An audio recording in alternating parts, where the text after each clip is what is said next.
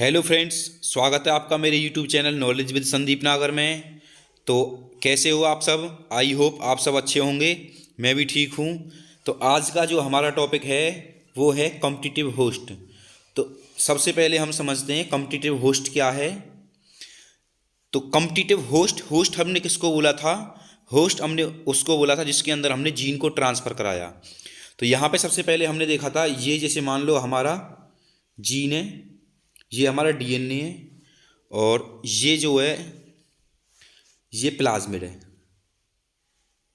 तो हमने क्या काम किया था? अपने डीएनए को कट किया, अपने डीएनए को कट करके हमने प्लाज्मिड के अंदर एंटर कराया। हमने यहाँ पे प्लाज्मिड के अंदर एंटर कराया रेस्ट्रिक्शन एंडोन्यूक्लियस एंजाइम के थ्रू। तो हमने जो ये काम किया था इसको हमने क्या नाम दिया? Recombinant DNA. इसको हमने रिकॉम्बिनेंट डीएनए नाम दिया। इस रिकॉम्बिनेंट डीएनए को ट्रांसफ़र जो हमने किया जिस भी सेल के अंदर, बैक्टीरियल सेल के अंदर या प्लांट सेल के अंदर, एनिमल सेल के अंदर, उसको हम क्या बोल रहे हैं? उसको हम बोल रहे हैं कॉम्पिटिटेंट होस्ट। ठीक है। तो यहाँ पे सबसे पहले एक नॉर्मल सेल को हम होस्ट नाम दे रहे हैं। तो नॉर्मल सेल को हम उसके अंदर ट्रांसफॉर्मेशन कराते हैं, मतलब उसके अंदर रिकॉम्बिनेंट डीएनए को पुट करवाते हैं। तो उस होस्ट को जो नाम देंगे हम, वो क्या नाम देंगे? कॉम्पिटिटेंट डीएनए। जिसके अंदर हमारा जो वेक्टर है, ये हमारा वेक्टर था, जिसके अंदर हमारा वेक्टर या फिर रिकॉम्बिनेंट डीएनए इंटर करता है, उसे हम क्या बोलेंगे? कॉम्पिटिटेंट होस्ट। तो आइए देखिए यहाँ पे आगे। तो सबसे पहले आपका since DNA is hydrophilic molecule. जो डीएनए होता है वो हाइड्रोफिलिक मॉलिक्यूल होता है। हाइड्रोफिलिक का मतलब वाटर सॉल्यूएंस, वाटर में सॉल्वेंट होने वाला। ठीक है, वाटर के साथ मिलने वाला। तो ये वाटर के अंदर आसानी से मिल सकता है जो डीएनए है। It can not pass through cell membrane, और परंतु यह सेल मेम्ब्रेन से पास नहीं हो सकता है। क्यों नहीं हो सकता है? क्योंकि जो सेल मेम्ब्रेन होती है, सेल मेम्ब्रेन का मतलब प्लाज्मा मेम्ब्रेन, बैक्टीरियल सेल की या एनिमल सेल की, किसी की भी सेल मेम्ब्रेन जो है, उसके अंदर आपको देखने को मिलेगा लिपिड। और लिपिड क्या है? लिपिड है एक हाइड्रोफोबिक मॉलिक्यूल। तो हाइड्रोफोबिक मॉलिक्यूल जो वो वाटर के साथ में इनसॉल्यूबल है, और डीएनए वाटर के साथ में सॉल्यूबल है। तो यहाँ से क्या होगा? एक इनसॉल्यूबल हो गया, एक सॉल्यूबल हो गया।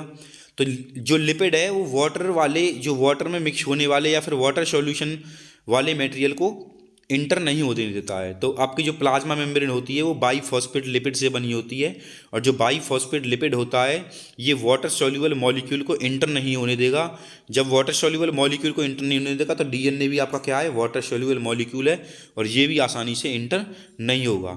तो ये प्लाज्मा मेम्ब्रेन के अंदर आसानी से इंटर नहीं होगा, सेल मेम्ब्रेन के अंदर। इसलिए हम होस्ट को क्या करते हैं? होस्ट को हम कुछ ना कुछ इसकी अंदर चेंजिंग करते हैं, इसलिए उस होस्ट का क्या नाम दे रहे हैं हम? कॉम्पिटिटेंट होस्ट। नेक्स्ट है आपका,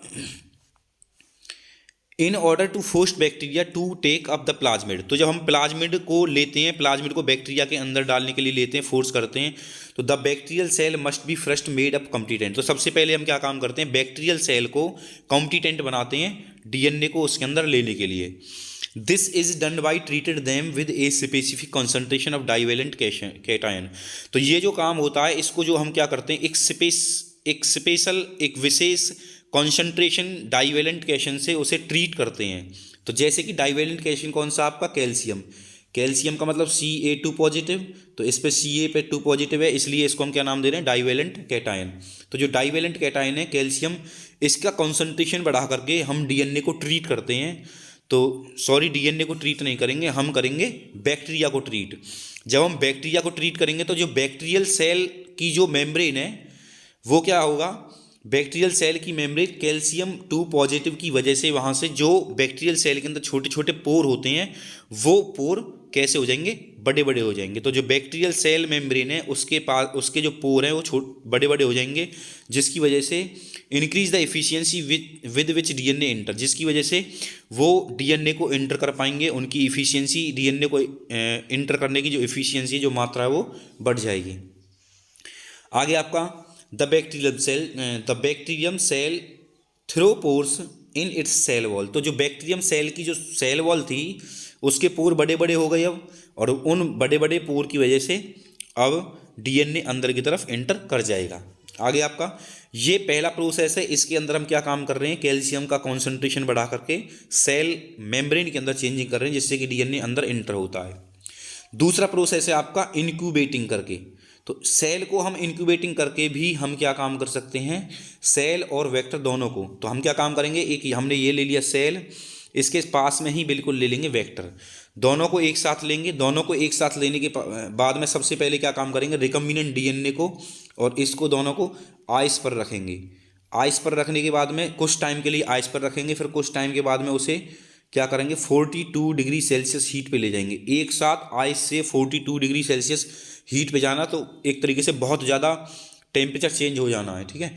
फिर वापस इसे आइस पे ले आएंगे।